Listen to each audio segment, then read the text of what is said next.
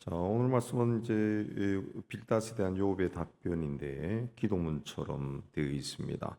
자, 욥의 마음이 많이 누그러져 있는데 오늘 말씀에 나오는 것은 이제 육체적인 고통보다도 이제 하나님의 뜻이 무엇인지 알지 못하는 그 영혼의 고통, 영혼의 괴로움이 토로되고 있는 것을 볼 수 있습니다.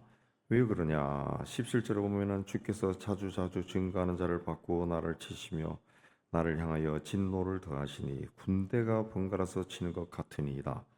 예, 고난이 마치 군대가 번갈아서 공격하는 것처럼 끊임없이 계속되고 있다. 육체적인 고통, 세상에서 당하는 여러 가지 일들, 육체적인 고통에 더해서 이제는 영혼까지 막 너무 괴롭다라는 겁니다. 그래서 1절에 내 영혼이 살기에 곤비하니, 영혼이 살기조차 힘들다는 거죠. 마음이 너무너무 괴로워서 내 불평을, 내 괴로움을 그대로 말하겠습니다. 그렇게 합니다. 자, 내가 하나님께 아뢰오니 나를 정죄하지 마시고 무슨 까닭으로 나와 더불어 변론하신지 내게 알게 하옵소서라고 하나님께 호소합니다. 예. 왜 이렇게 호소하느냐 하면은 내가 주님이 손으로 지은 자가 아니냐라는 겁니다. 내가 주님의 손으로 지은 자입니다. 그러니까 4절에도 주님에게도 우리처럼 눈이 있습니까? 예. 5절에 주의 날이 어찌 사람의 날 같고 주의 해가 어찌 인생의 해와 같기로 나의 허물을 찾으시고 나의 죄를 들추어내시나이까. 이 말에 무슨 뜻인가 하면은 주님과 나는 다르다는 거지. 주님은 나를 만드신 분이라는 거죠. 네, 나를 만드신 분. 네, 그리고 나는 당신이 만든 자에 지나지 않는다는 거죠. 이 여러 표현이 나옵니다. 오늘 말씀에도 8절에 보면은 주의 손으로 나를 빚으셨으며 만드셨다. 그리고 18절에도 주께서 나를 태에서 나오게 하셨다. 10절에도 주께서 나를 젖과 같이 쏟으셨으며 엉긴 젖처럼 엉기게 하지 아니하셨나이까. 이제 이건 아이가 태어날 때 그 모습을 표현합니다. 주님이 다 그렇게 했다는 거지. 내가 세상에 내가 선택해서 태어난 것도 아니고 주님이 나를 세상에 보내셨는데 주님도 우리처럼 눈이 있습니까? 눈이 있으면 한번 보세요. 어떻게 주님과 인간인 나를 똑같이 보십니까? 주님이 한번 그렇게 고난을 나를 치면은 내가 피조물인데 견딜 수 없다는 거 주님도 다 알지 않습니까? 어떻게 이런 피조물에게서 주님이 흙으로 만든 자에게서 허물을 찾고 죄를 들추어내시나이까? 6절에 그렇게 하죠. 예. 그렇게 하면 주님 앞에 설 수 있는 사람이 누가 있겠습니까? 신앙이라고 하는 것은 다른 것이 아니라 하나님이 나를 지으셨다라는 것을 믿는 겁니다. 거기서부터 이제 신앙이 시작이 되는 거죠. 하나님이 나를 지었구나. 하나님은 창조주고 나는 피조물이다. 여기서부터 신앙이 출발하는 겁니다. 욥이 고난 가운데서도 하나님을 부인하지 못하고 하나님을 떠날 수 없었던 그 가장 큰 원인은 하나님이 나를 지으셨다. 하나님이 나를 지으셔서 나에게 생명을 주시고 이 세상에서 살아가게 하시고 또 내가 살아가면서 보니까 내가 어떤 사람과 결혼해서 내 아이가 태어나는 거 나도 봤고 이거 하나님이 하시는 거구나. 하나님이 하셨다. 그 하나님에 대한 그 믿음이 점점 강해지는 거죠. 제 친구도 아주 이성적인 그런 친구가 있었는데 전도에도 안 믿고 그런데 결혼해서 자기 아이가 태어나는 걸 보면서 야 정말 신이 있는 것 같아. 그러면서 그때부터 신앙생활을 지금까지 꾸준히 하는 친구가 있어요. 하나님이 지으셨구나. 하나님이 이렇게 했구나. 내가 어떻게 할 수 있느냐. 하나님 하셨다는 거죠. 자, 성도의 길을 걸어가는 우리는 욥처럼 항상 나를 하나님과 연관지어서 생각해야 됩니다. 그게 신앙생활이에요. 신앙생활. 신앙생활은 뭐 예배 참석하고 어떤 직분 받아 봉사하고 이거는 예, 두 번째 문제고 가장 중요한 것은 하나님이 나를 지으셨다. 그래서 하나님 앞에서 내가 어떻게 살아가야 되느냐 여기서부터 시작해야죠. 그 내 몸은 고린도서에는 내 몸이 내 것이 아니다 그랬죠. 하나님이 지으셨기 때문에 내 몸은 내 게 아니라 하나님의 것이다 그랬죠. 거기서부터 하나님을 경외하는 마음이 나오는 거죠. 마음이 나오는 겁니다. 9절에도 주께서 내 몸 지으시기를 흙을 뭉치듯이 했습니다. 그렇습니다. 예. 주께서 다시 나를 티끌로 돌려보내려 하시나이까? 다시 흙으로 돌려보내려 하십니까? 그리고 뭐 나는 어떻게 할 수 없습니다. 또 11절에 피부와 살을 내게 입히시고 뼈와 힘줄로 나를 엮으시고 생명과 은혜를 내게 주시고 나를 보살핌으로 내 영을 지키셨. 주님이 다 하셨다는 거죠. 주님이 다. 그러니까 결국 내가 당한 이 고난, 이 고통, 이 열쇠도 주님이 다 쥐고 있고 나에게서 일어나는 이 모든 것을 주님이 다 알고 있다는 거지. 내 뼈와 살과 힘줄과 근육과 피, 이 모든 것도 주님이 만드셨는데 주님이 뭐 모르실 게 뭐가 있겠습니까? 예, 이 마음을 가지고 주님 앞에 나간 거예요. 그래서 우리가 세상 살아가면서 힘들고 어려운 일, 고난을 만났을 때 무조건 나에게 닥친 그 문제와 사건과 이 일을 자꾸 보면은 괴로워해요. 괴롭습니다.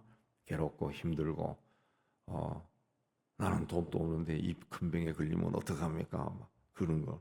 뭐 괴롭죠. 괴롭죠. 근데 그렇게 문제만 자꾸 보는 것이 아니라 그리고 문제를 해결해 달라고 요청하는 것이 아니라 왜 나에게 이런 일이 닥쳤을까? 깊이 생각하고 하나님 앞에 서야죠.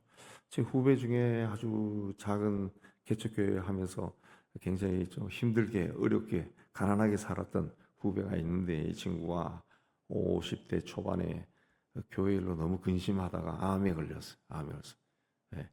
그래서 투병을 몇 년 하다가 세상 떠났는데 그 암을 걸렸으면 좀 이렇게 수술도 하고 좀 그렇게 하지 그러니까 안 한다는 거죠. 왜 안 하냐? 그러니까 이 자기가 이 병이 수술해서 낫는다 그러면 하겠는데 이게 낫는다는 보장이 없다는 거지. 그러면은 그래도 그렇지 않아도 능력이 없는데 아이들에게 아직 아이들이 어리지 대학생 되는 아이들에게 두 딸에게 자기가 빚만 남겨주고 떠나버리면은 아내에게도 그럼 저희들이 무슨 수단으로 그걸 갚겠냐는 거지. 나는 그냥 어차피 하나님께 가는 건데 그런 마음을 가지고 있더라고. 그래서 그 투병할 때 그 병상에도 가보고 호스피스도 가보고 했지만은 그 간증거리가 많아요. 간증거리가 자기가 그래 막 너무 힘들어가지고 아파가지고 막 기도하는 가운데 그 뭐 만났다는 그 주님에 대한 이야기도 하고 그런 겁니다. 언젠가 뭐 가는데 뭐 흙인데 언젠가는 흙이 부서져서 다 요배 고백처럼 티끌로 돌아가는 것이 인생인데 거기서 내가 뭘 할 수 있습니까? 생명과 은혜를 내게 주시고 나를 보살피심으로 내 영을 지금까지 지켜주셨지 않습니까? 그래서 지금 주님이 이걸 다 마음에 품고 있는 줄 내가 압니다. 13절. 그래서 내가 왜 이리 고난을 받는지 그것도 뜻이 주님께 있는 줄 내가 아나이다. 그렇습니다. 그리고 이후에도 똑같은 말을 많이 고백합니다. 내가 죄를 지었으면은 거기에 대한 화를 받고 이렇게 그래 할 거라는 거죠. 예. 욥은 하나님에 대한 자신의 신뢰를 은혜라고 표현했습니다. 은혜를 주셨습니다. 그리고 13절에는 이 뜻이 주님께 있는 줄 나는 압니다. 나는 고난당하고 있지만은 왜 하나님이 나에게 이런 고난을 주셨는지 하나님의 어떤 뜻이 있음을 나는 압니다. 계속 자신의 고난과 힘들고 어려운 인생 상황과 하나님을 계속 연결하는 겁니다. 계속 연결하는. 예, 예. 그래서 이렇게 해서 돌아가도 괜찮습니다. 그 이야기를 고백하는 거죠. 그런데 18절에는 또 그렇게 이야기하죠. 왜 나를 태어나게 했습니까? 태어나지 않겠으면은 그냥 내가 그냥 아무 생각도 할 것도 없이 그냥 존재하지 않을 건데 있어도 없던 것 같이 되어 태에서 바로 무덤으로 갈 수도 있었는데 하나님이 나에게 적지 않은 세월을 살게 하고 그리고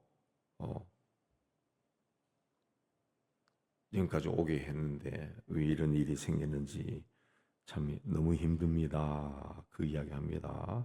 그래서 잠시라도 이 고난이 거쳐서 평안하게 하시고 내가 그냥 이렇게 힘들게 살다가 그냥 죽기 위해는 좀 그러니까 그래도 죽기 전이라도 좀 아프지 않고 좀 평안하게 살게 해주세요. 그 고백하는 겁니다.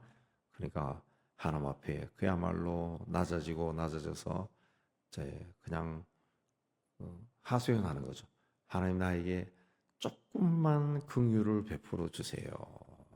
그냥 하나님이 지금 몸이니까 인생이니까 하나님 앞에 가는 거 괜찮습니다.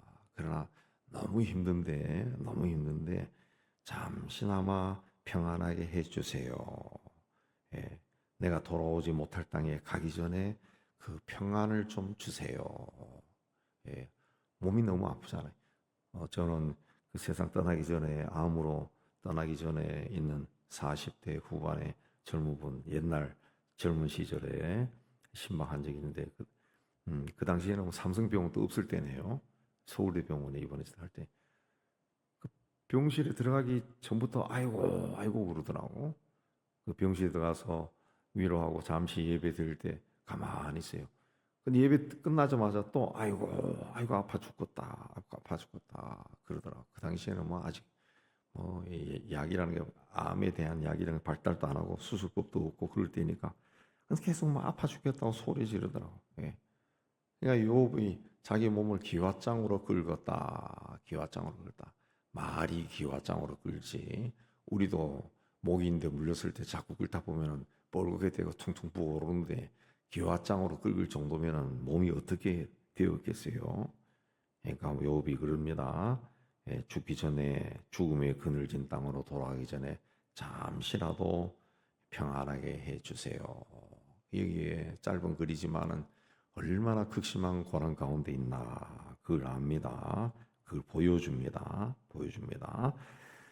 땅은 어두워서 흑암 같고 죽음의 그늘이 져서 아무 구별이 없고 광명도 흑암 같으니라. 아무 소망이 없다는 거죠. 어둠이 닥쳐도 새 아침이 와도 나에게는 아무 소망이 없습니다.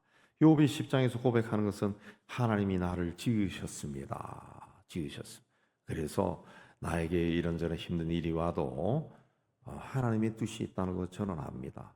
내가 생명을 가지고 살아가는 거 말하는 것도 하나님이 나를 지으셨기 때문에 내가 말하는 거고 내가 생각하는 것도 하나님이 나를 그렇게 하게 만들었기 때문에 생각하는 것이고 음식을 먹는 것도 하나님께서 나에게 입을 만들고 음식을 먹어야 된다는 마음을 줬기 때문에 먹는 건데 다 하나님이 주고 나 있는데 이 고난도 하나님의 뜻이 있음을 나는 믿습니다.